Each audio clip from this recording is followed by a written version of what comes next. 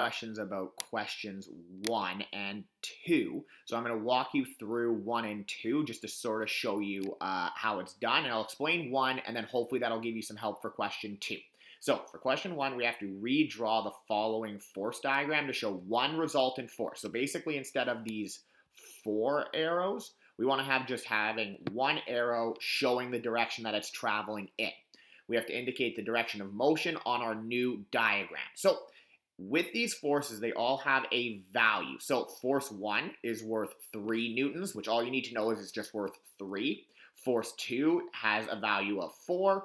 Force 3 has a value of 6. And force 4 has a value of 8.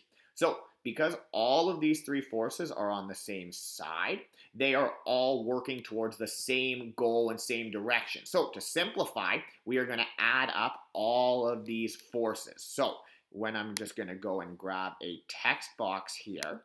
So what that will look like is us adding up 3 plus 4 plus 6, giving us a total force amount of 13 newtons.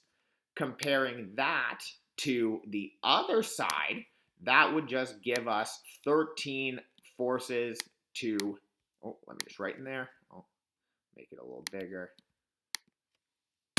8 newtons, because there's only one force from this side. So now we know that our object is going to be moving to the right. So these forces are going to push the box this way. So what we would go and do is we would go and redraw our box here.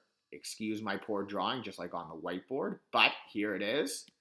So that is our box. Oh, and look, it fixed it for me. So what we need to show now, though, is the direction of motion plus the one resultant force. So now we know we've got 13 going to the right and 8 going to the left. However, we want to only show one arrow. So we know that our stronger force is coming from this side, pushing it towards the left. So we're going to draw an arrow here.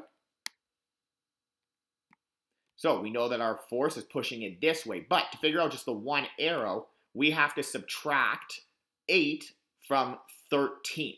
So when we do that, let me just grab a text box here.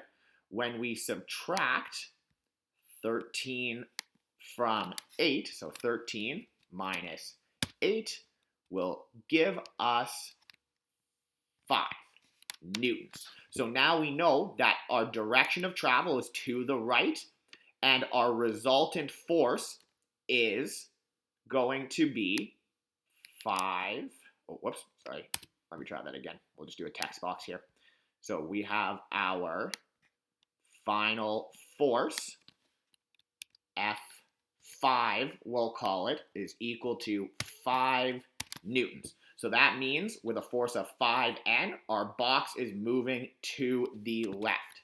Our object will move to the right. Sorry, I said left. I should have said right. Object to the right with a force of 5N. So I'm hoping that'll help you guys sort of figure that out. Now, for question 2, what I'll give you as a hint is that since we have forces coming from all 4 directions, it's going to move in 2 ways. So not only will it move left or right, but it'll also move up or down. So just like we solved for this one up here, we're going to have to do the same thing to see if it's going to move to the left or to the right, and then if it's going to move up or down. So it's going to move twice. Now, we don't have to do resultant force or anything like that, but we do have to show the direction of travel and how we know that.